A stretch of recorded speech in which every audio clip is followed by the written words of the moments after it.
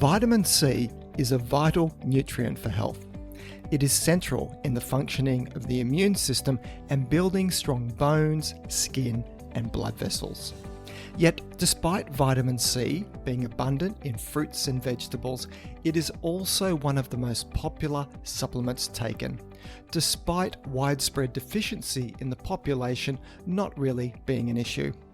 In this podcast, I'll look closer at the roles of vitamin C and uncover the evidence for some of the many health claims made about it. Welcome to the Thinking Nutrition Podcast. My name is Tim Crow, and I'm a career researcher, educator, and science communicator, with most of this spent in the field of nutrition.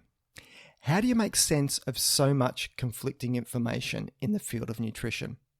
While I don't profess to have all the answers in an area that is continually changing as research changes, you can count on what is covered in this podcast to be based on the whole field of nutrition science, not just selective areas that support a particular way of thinking. And this podcast will always be free from any commercial product tie-ins, endorsements, or advertisements. Just credible nutrition science presented in plain and simple language, and then translating this into what it means for your health. So, on with today's show. Vitamin C is probably one of the most well-known vitamins and also one of the most popular supplements. Its history traces back to the 17th century, where the Scottish doctor James Lind of the British Royal Navy undertook one of the first ever nutrition clinical trials as a way to prevent scurvy. He found that supplementing the diets of sailors undergoing long sea voyages with a range of different foods revealed that it was those sailors who received citrus fruits who were the ones who quickly recovered from scurvy. The anti-scurvy factor in limes and other foods was dubbed the anti-scorbutic factor. Nearly 200 years later, the factor was isolated and given its name of ascorbic acid.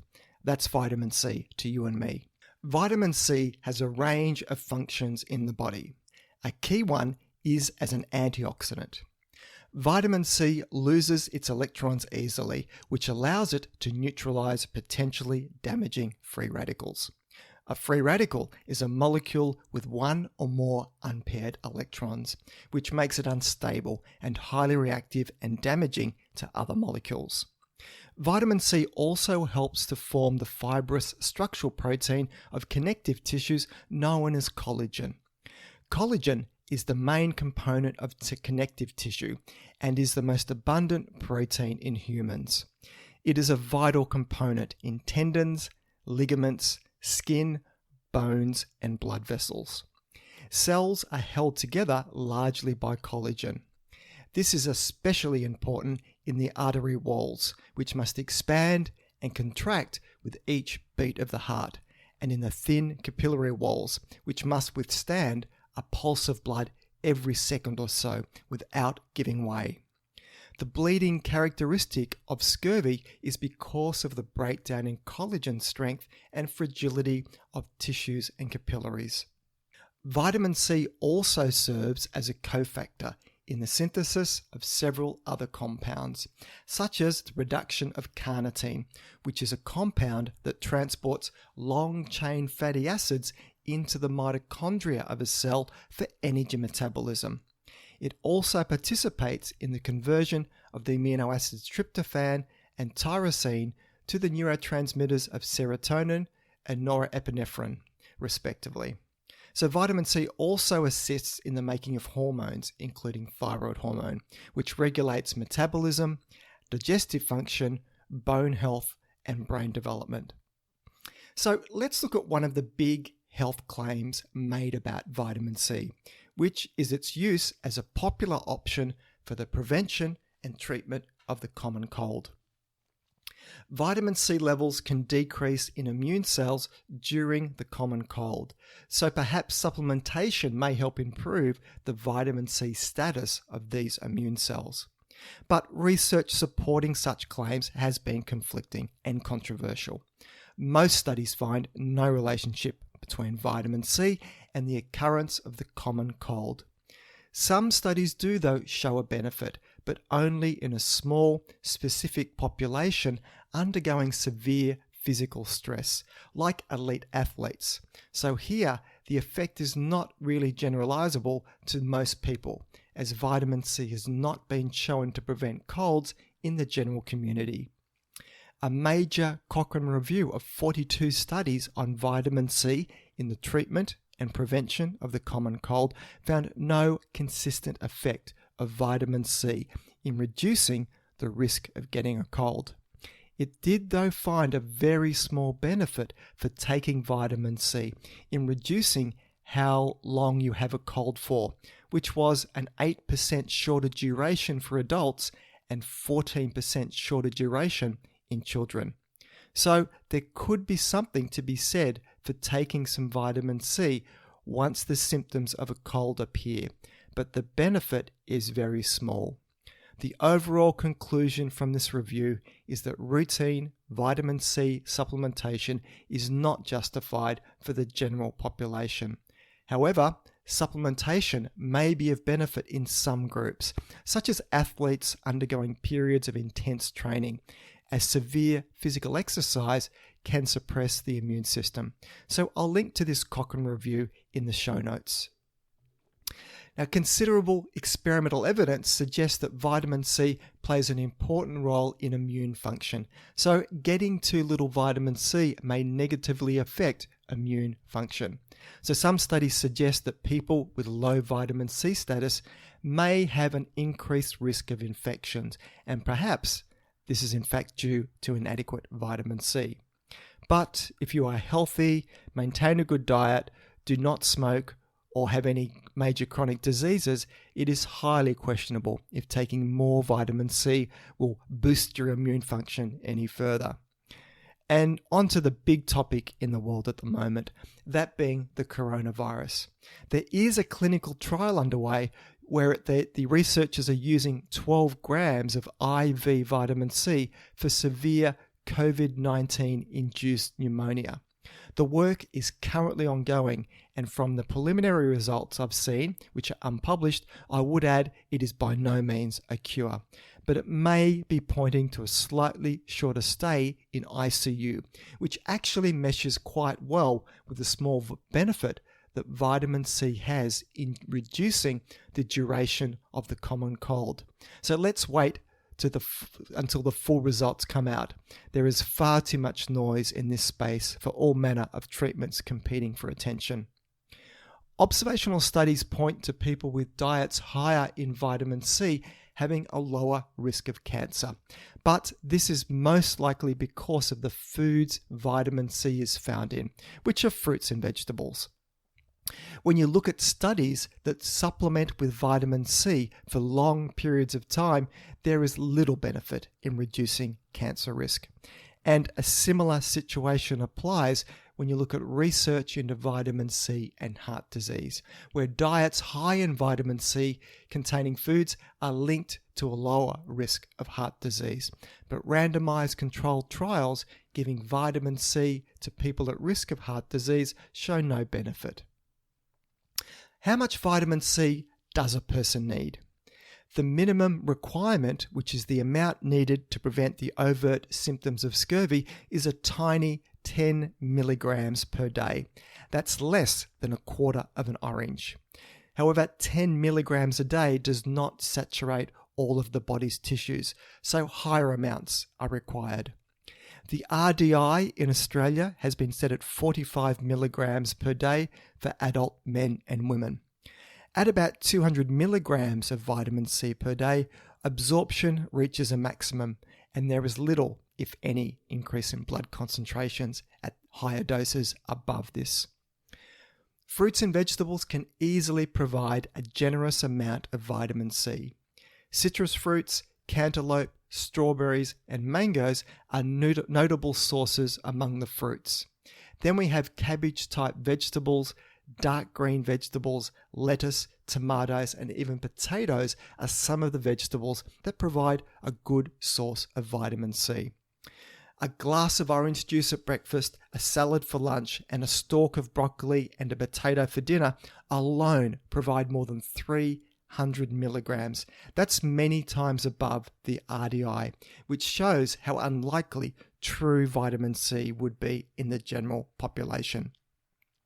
There are some people, though, who might be at risk of vitamin C deficiency, and these include those with a very poor diet, people who are alcoholics, people with anorexia nervosa, and heavy smokers.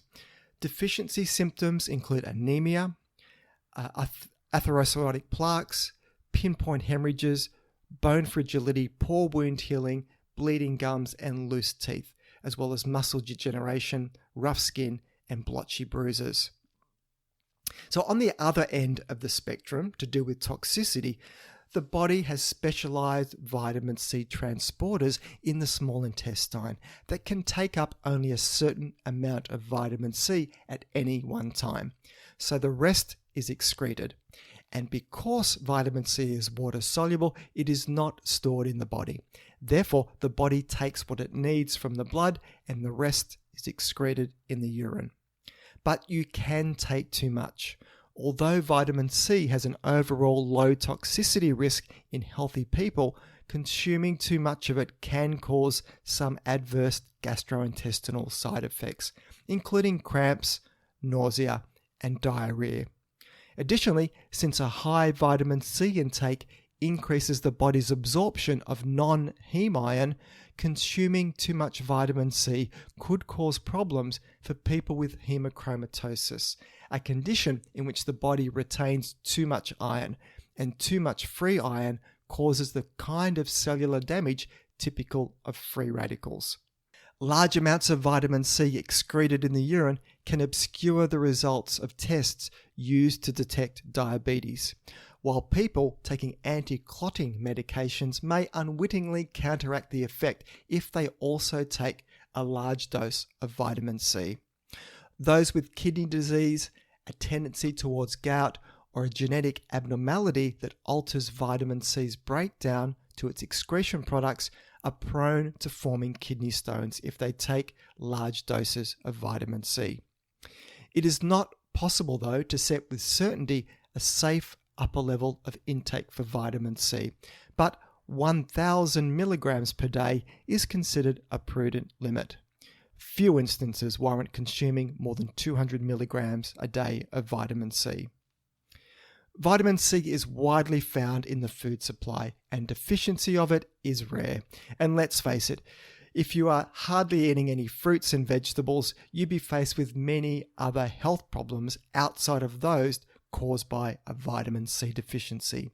A broad, healthy diet gives ample vitamin C, with cases for using supplements being a rare exception rather than the rule. So now onto my research wrap-up segment, where I profile a study that has grabbed my attention during the week. And for this week, it is all about speed eating, with new research showing that fast eaters are more at risk of weight gain and metabolic disease. The advice seems credible. Eat slowly so that you have a chance to feel full before you can overeat. But how true is this? Just how much credence to give to this advice was the topic of research out of Japan, looking at how eating speed could influence future weight gain and the risk of metabolic disease. And I'll link to this research study in the show notes.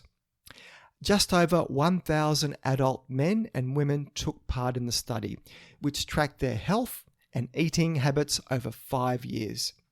Based on their own self-assessment, the participants were divided into 3 groups, depending on if they considered themselves slow, normal, or fast eaters. So, after 5 years had passed, how did the weight and health of the different groups of eaters fare?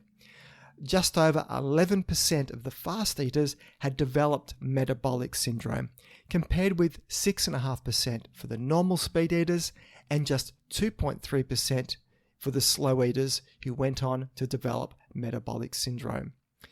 Faster eating speeds was also linked with a greater risk of weight gain, a greater waist circumference, and a more adverse blood lipid profile. The findings from this work support previous short-term laboratory studies showing that quick eaters feel less full and are more likely to overeat later. It takes time for mechanical and hormonal signals to reach the brain from the stomach to tell us we're full. So eating slowly allows this feedback system to work properly. Eating quickly also causes greater fluctuations in blood glucose, which can lead to insulin resistance.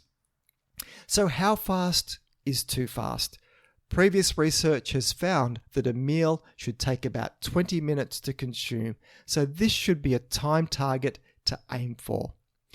Eating slowly is easier said than done though, but one way to achieve this is to put your cutlery down between each bite.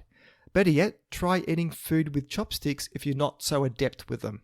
Keep your mind on your teeth and jaw and get them working together to really chew each mouthful of food fully and mindfully.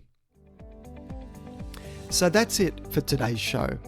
You can find the show notes either in the app you're listening to this podcast on, if it supports it, or else head over to my webpage at thinkingnutrition.com.au and click on the podcast section to find this episode to read the show notes. If you find this podcast of value, then please consider sharing it with your friends and colleagues, or maybe even leave a review. This all helps increase the ranking and reach of the podcast, which means a big win for credible, evidence-based nutrition messages while helping to dilute out the crazy and making the world a slightly less confusing place. I'm Tim Crow, and you've been listening to Thinking Nutrition.